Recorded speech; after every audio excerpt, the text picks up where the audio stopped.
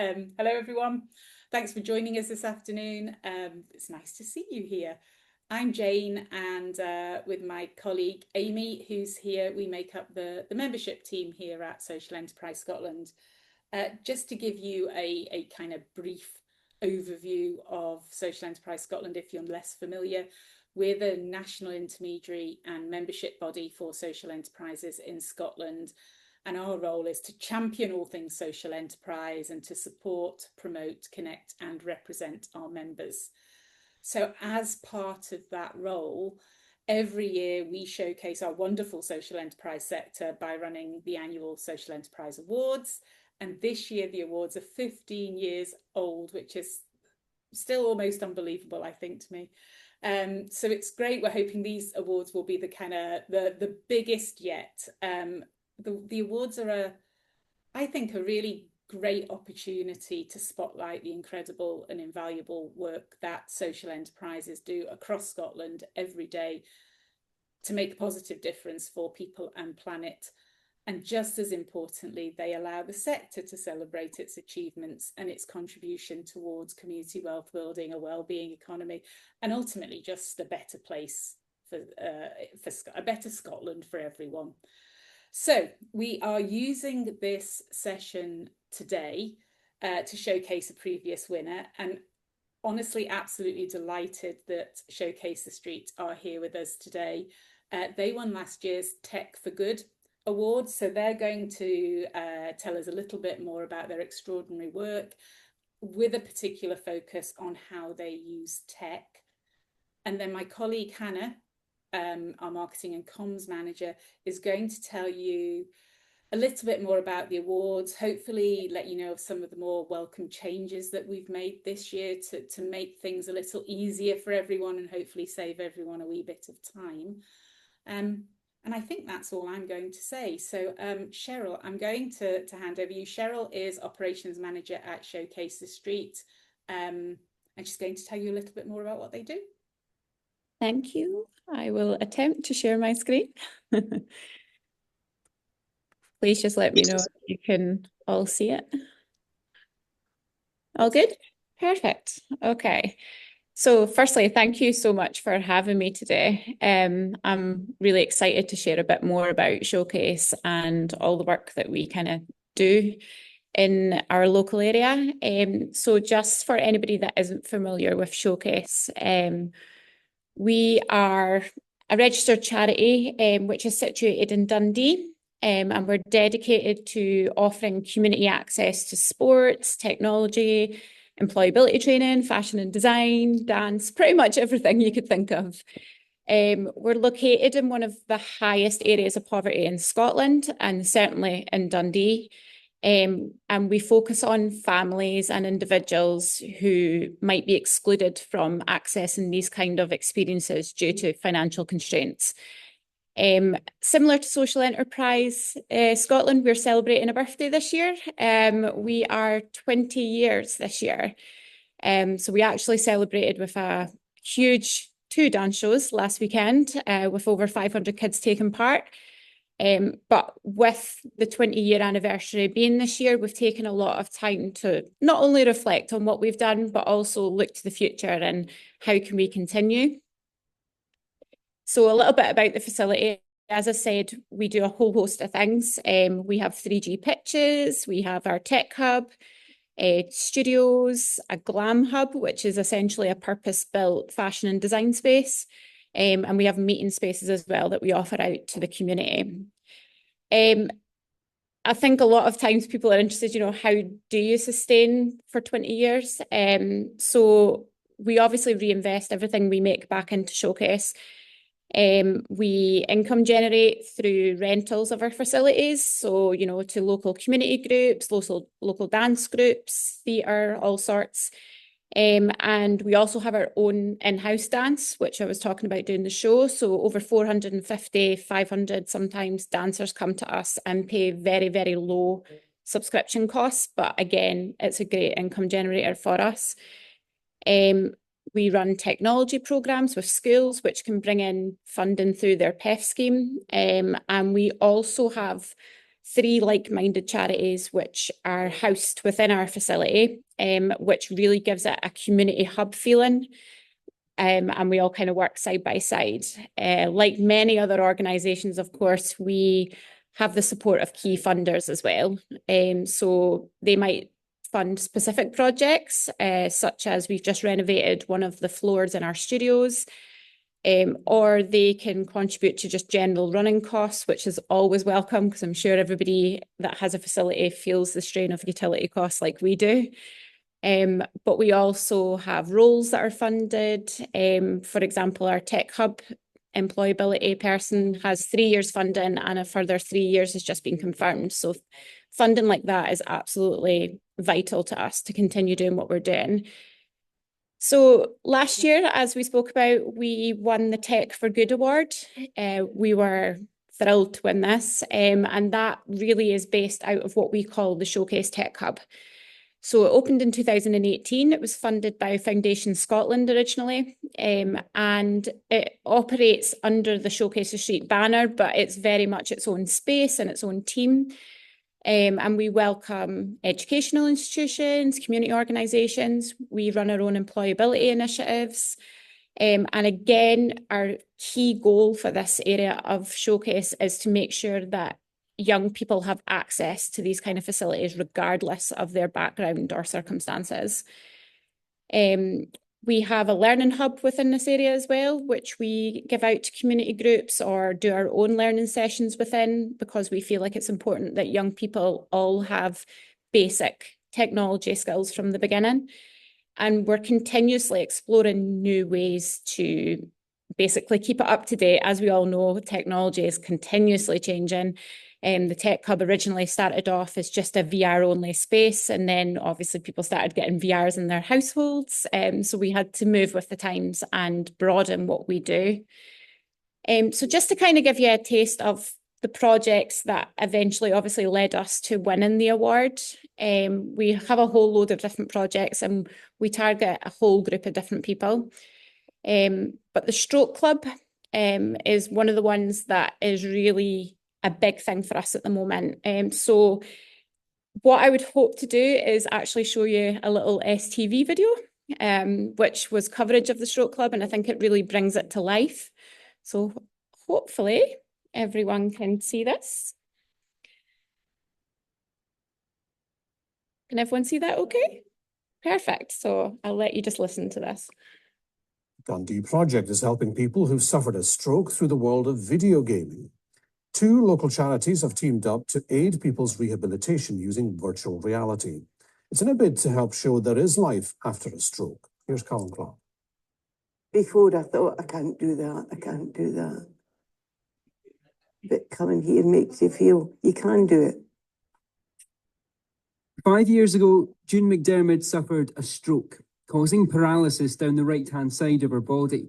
It forced her to give up her beloved sport of golf. But in recent weeks, she's been able to play it again. I'm on the green. Virtually. I think of kids playing games. But when we came and saw it and saw what you can do, even though you're disabled, it was great. A Dundee charity which supports people who've suffered a stroke has teamed up with a local technology centre to aid people's recovery through the world of video gaming. It enhances their arm movements and their strength. And it's also meant that we can bring in activities that they've previously enjoyed, like the golfing or even drumming, for example, with Beat Saber games. And it just makes them take part in that rehab without actually realising that they're working on their muscles. What? Put it back. Put it back. Janice Ray's stroke 3 years ago has stopped her carrying out everyday tasks like cooking. She's been taking part in a game specifically designed to help people's recovery through gentle exercises. Challenging my brain all the time, which is a good challenge. I love going to the classes. I love coming here. They keep coming up with different games and activities. I feel I have got a better life than what I had. So, and it's just brilliant. The partnership was set up between the two charities with the help of a local councillor. so often technology is seen as a barrier. We talk about a lot people being digitally excluded because they don't have access to a mobile phone or whatever. But actually what we see here is technology actually being for good. Dundee Stroke Exercise Club was created by a former nurse who found there was little support for people following a stroke. We want to let people know that you've had a stroke and it's had a huge impact on your life, but there is life after stroke, and that's what we are about, really. Coming to terms with a stroke is not easy. For people like June, this group is a big help on that journey. Although you're restricted, you can still do things.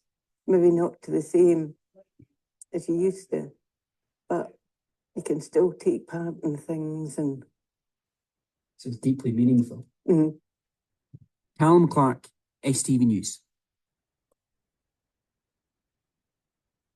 So I hope by showing you that video, you know, it's a little bit more interesting than me just talking about it. It really brings it to life, and how, you know, emotional some of the participants get over their attendance here, but the advances that some of them have experienced is just phenomenal.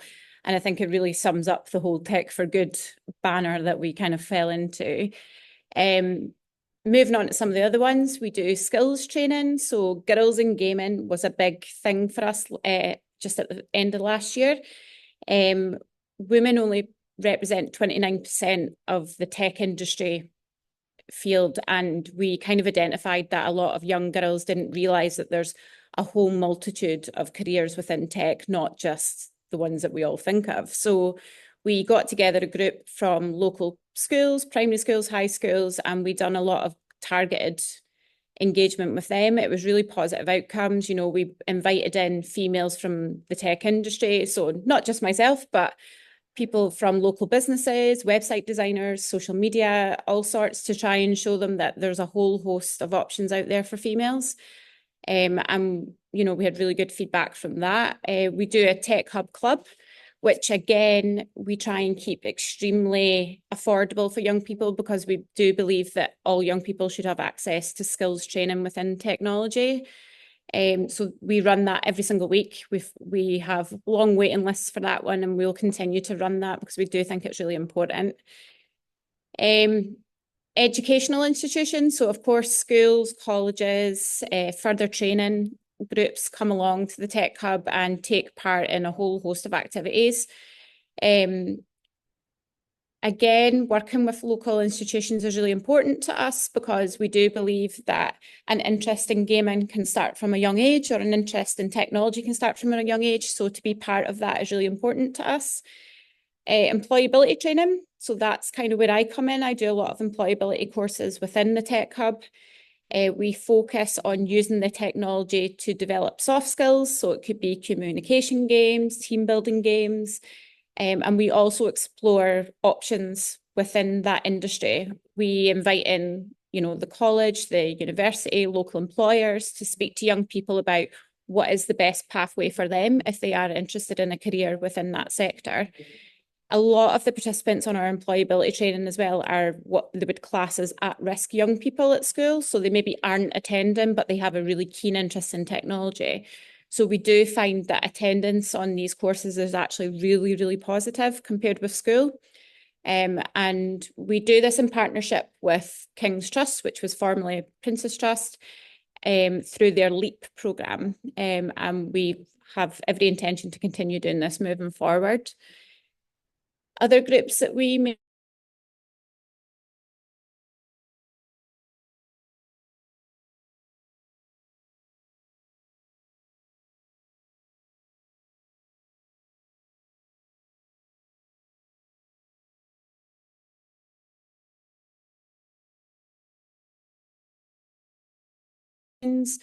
and our holiday camps are either extremely low cost, or potentially we try and find funding to make them free for young people. And we will again continue to do this because it's such a massive thing in our area to have positive activities running during school holidays.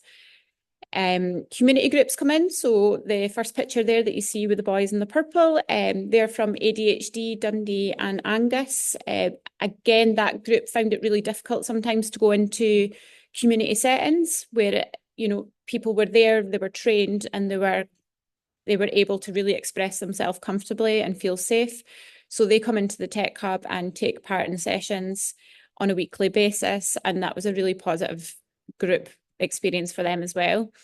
And we also lastly run parties. So that's where the kind of commercial income again comes in. So we run parties, but with a very high emphasis on keeping them low cost. We do think that every child should be able to have a party at some point.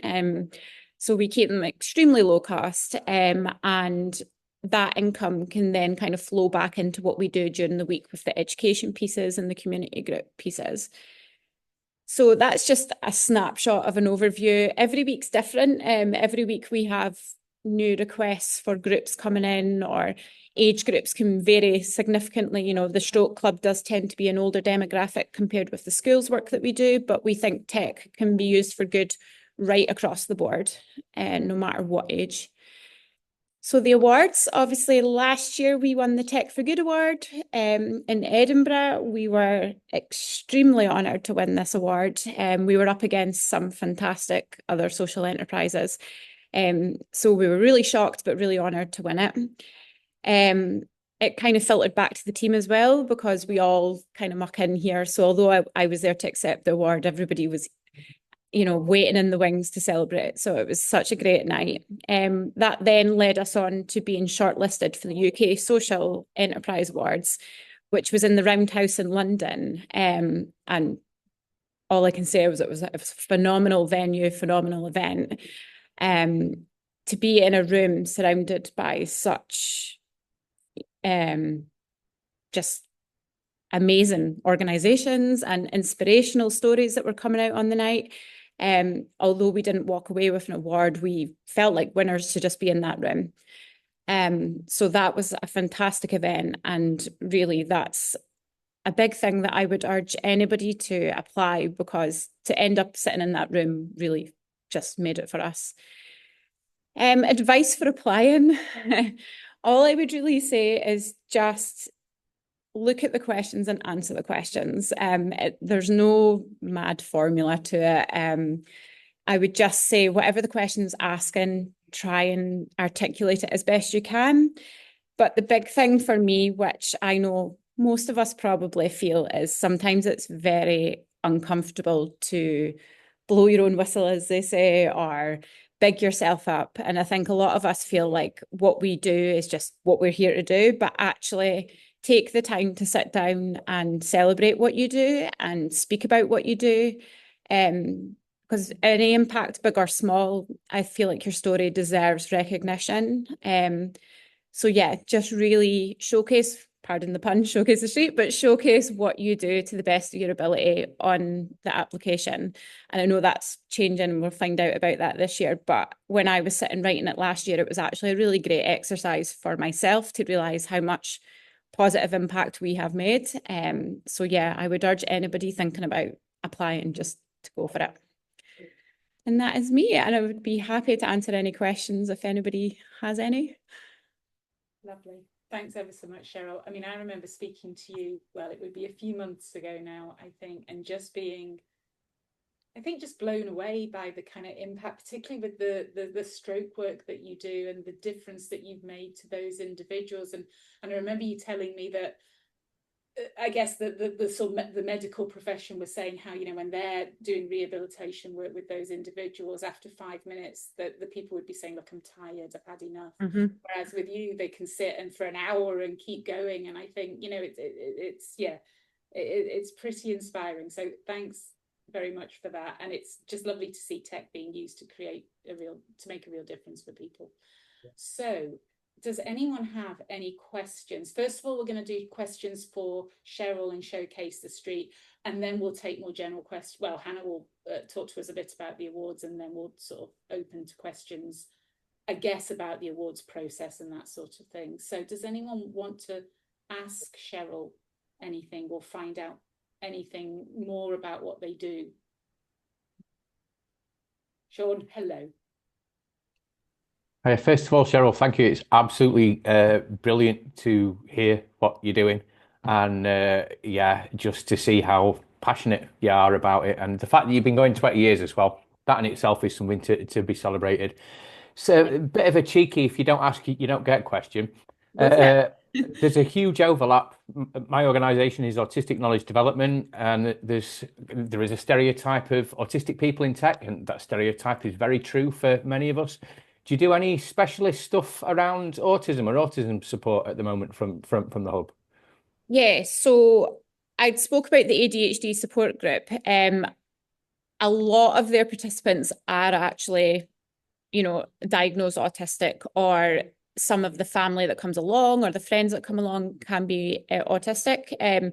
So yeah, we've done training, all of the Tech Hub team and actually our dance team as well, because obviously they're the guys on the ground dealing every day, have done a lot of training around any specific additional need. So ADHD, autism, and I think it's really important for the team to be trained. We might think we have an understanding, and then when I came out of the training, I was like, whoa. So yeah, we do a lot of work. So as I say, that group comes in, but also we're all more than aware that in pretty much every class in every school, there are people presenting with additional support needs. So I would honestly say that pretty much 9 out of 10 groups that come into the Tech Hub will have somebody that maybe presents with some additional support needs, and we're more than ready to kind of accommodate that. And you actually find that a lot of the times the teachers are saying to us, oh, they can be quite a challenge, but they come into the Tech Hub and they're just in their element. And I think having things there that interest them and a lot more sensory-based activity really lends well.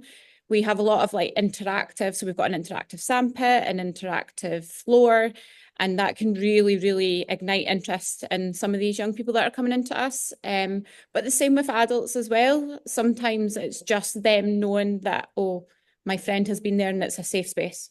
I think it's just such an important thing. Okay, that's brilliant. Well, I'm autistic and ADHD myself, and the reason I was asking is just we're starting to do more place-based support rather than just remotely. So if it's not too cheeky, if I could have a chat with either you or one of your colleagues at some point and they're not too distant, that'd be great, please. Absolutely. And if anybody's close to me, feel free to come for a visit. Thank you. Oh, no, thanks very much, Sean. I mean, that's important to stress. I think, we will share Cheryl's presentation after this, and we'll probably share her email address with you as well. I just haven't asked her yet, and I don't want to put her No, on absolutely. right now. Yeah, so you can connect in the future as well, because that's part of the beauty of these sort of sessions as well, as you get to meet folk that you've not seen, you get to hear about stuff that's going on that you've not heard about before, etc. So, brilliant. Thanks very much. Any other questions just now? You can raise it. I didn't go through any of the housekeeping before we started. I do apologise. So, please raise a real hand or a virtual hand if you do want to come in. No, rightio. I think, Cheryl, thank you very much. Hannah, over to you. Hey everyone, I've just some slides to share. There they go.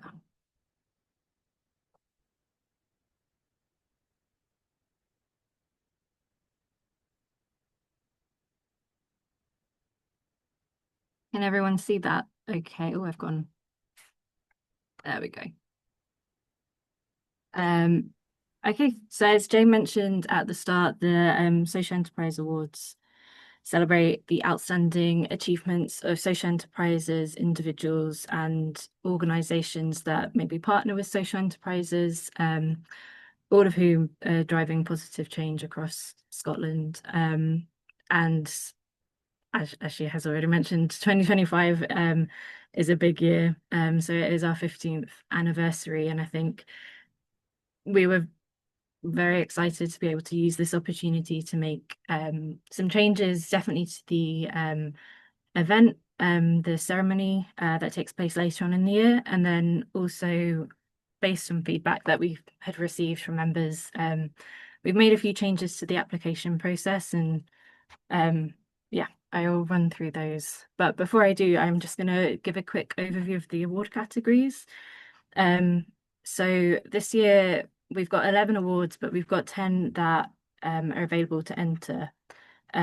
We've already heard a little bit about Tech for Good, but we also have Social Enterprise of the Year, which recognises an established social enterprise, and then the One to Watch award, which celebrates a newer social enterprise that's been operating for under 2 years, but is already showing strong potential and growth.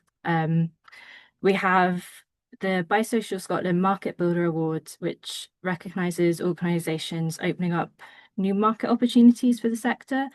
And then we have the IDBM Community Wealth Building Award, which is open not only to social enterprises, but to other inclusive and democratic business models like co-ops, employee-owned businesses, and development trusts, all of whom are working and having a considerable impact in their local community. In addition to those, we also have a number of awards that celebrate social enterprises working in specific areas. So we've got the Health and Social Care Award, the Environmental Social Enterprise Award, and then our Building Diversity, Inclusion, Equity and Justice Award as well. And in addition to the organisational categories, we also have our 2 champion categories, which recognise an employee and a volunteer who sort of go above and beyond in their role. And then finally, that 11th award category is a new one that we've introduced for 2025, which is the People's Choice Award. So this award is going to give the public the opportunity to vote for the winner, and the shortlist for this award is going to be made up of all of the shortlisted organisations and individuals in the other categories. So yeah, we feel a great opportunity to give sort of voters the chance to celebrate the organisation that they feel has made the most outstanding impact. So yeah. So what is new for this year? So as I said, we've listened to feedback from members and colleagues across the sector and have made what we hope are several improvements to ensure the process is much more accessible, efficient and inclusive. So some of these changes include a new platform for applications. So we've moved to a platform called AwardForce, which is hopefully much simpler and intuitive to use than our previous system. We're offering more inclusive submission options, so you don't have to just respond with a written answer. You can do a video or a voice clip to respond to some of the questions. We've reviewed our application form and made it a bit more streamlined, so it's quicker and easier for you to complete. We've got the new awards category that I've already touched upon. We've revised our judging process so that it's fairer, clearer and a bit more transparent than previous years. And finally, as I mentioned at the start, we have a new venue for our awards celebration. So previously we've held it in the Scottish Parliament in Edinburgh, but we are moving to Glasgow this year. So we're going to be having a gala dinner, an evening of entertainment, as well as the all-important awards presentation as well. So the biggest change this year is probably our move to AwardForce, our new application platform, because that's allowed for some of the other changes. So AwardForce is a secure, purpose-built system used by award programs worldwide, and is designed to offer a smooth, user-friendly experience for everyone involved. So for applicants, this means you can start, save and return to your application at any time before the deadline. That's even if you've already submitted, so you're able to go back and make changes right up until that final deadline. As I just mentioned, there's options to answer questions using video and voice clips. If you're planning on applying for more than one category, you can easily create a copy of your application, change the category and edit the category specific questions, meaning it's much quicker for you to do multiple entries. And you'll also get an instant confirmation when your application is submitted. So just so you've got that peace of mind. It's really easy to create an account. I've got the link for you on the next slide. But once you do click on that link, you'll get taken to this sort of homepage. And as you see on the left-hand side, it's quite easy to either log in if you've got an account already or register for one.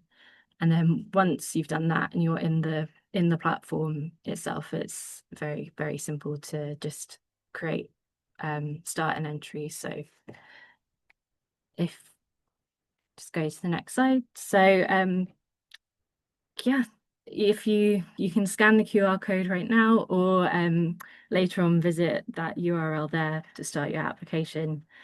The all important application deadline 10 a.m. on Monday 7th of July. And if you need help at any point during the application period, you can get in contact with our team. So that's just the contact email address right there.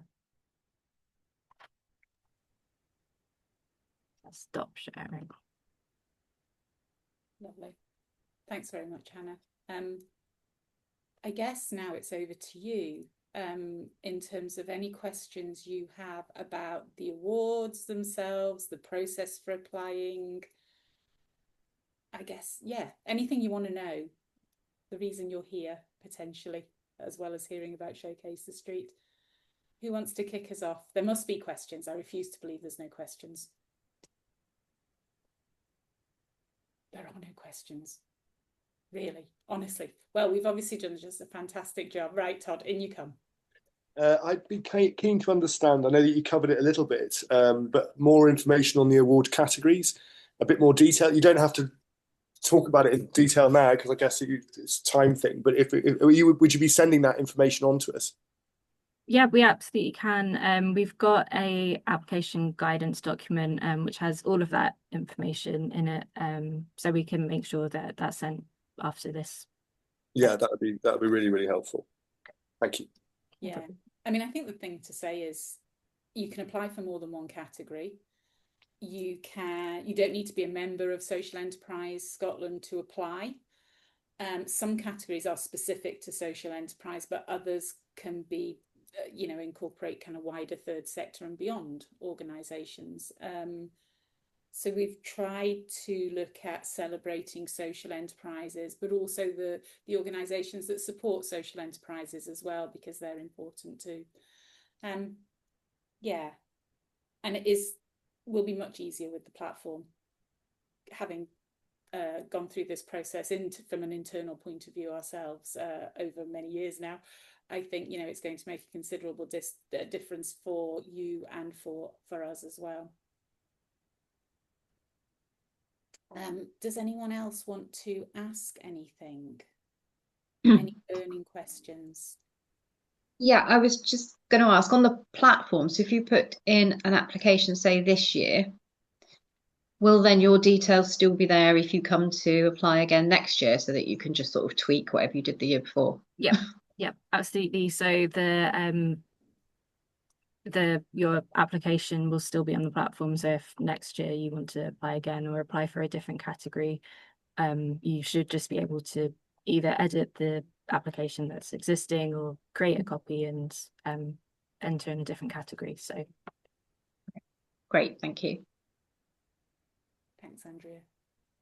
And I guess just to kind of re-emphasize what Cheryl said, I mean, I've had so many folk that I speak to after the awards have closed said, oh, well, I started an application, but then I felt quite icky about promoting myself. And I think it's something inherently that we're not maybe that great at, but it is important. And think about it as singing your organisation's praises rather than your own personal praises, and that might make it a bit easier. And I think the more you do it, the better you'll get at it also. So yeah. Anyone else want to come in with anything? Nope. Okie dokie. Right here then, I think all that it remains is for me to say thank you again to Cheryl for your time and your insight. And I think the hope that you've given us about where it's possible to use tech to support people and communities. Sometimes we just hear the negatives around tech. Thanks, Hannah, for giving your expertise on the awards. Also, we'll share Cheryl's presentation along with a load of other stuff that will be coming into your inbox shortly, including the guidelines. If I have time, I'm just going to plug a couple of other things that we've got coming up. Our annual Social Enterprise Summit is now live. Tickets are now available. There's discounted tickets available to members, and I know a lot of you on the call are members. We're looking for member social enterprises to showcase. So if you're interested in speaking at the conference, get in touch. If you're not a member, we'd love it if you joined. If your turnover is less than 250,000, it is free. Otherwise, there are competitive fees for membership. And then just as, I guess, our upcoming events. So we've got a number of events coming up for our social enterprise networks, community spaces, health and wellbeing, and sport and outdoor activity. They're 3 separate events, not just one event. That would be quite a crowded itinerary, I think, for that. And then we also have what's coming under the banner of rhetoric to reality. And I had to read that to make sure I got it right. But it's basically a series of online events exploring how we turn policy into practical, real life solutions. And there's a range of events under that banner, which I think are very relevant to social enterprise and the contribution that we make. So I guess just plugs for all of those. But otherwise, we are bang on 1:40. So we've done well timing wise. Thank you all for coming along. Please do get in touch if you've got any questions following this. And just thanks to Cheryl and Hannah again. And I'll see you all later. Thank you for having me. Bye-bye. Thank See you you. later. Bye-bye.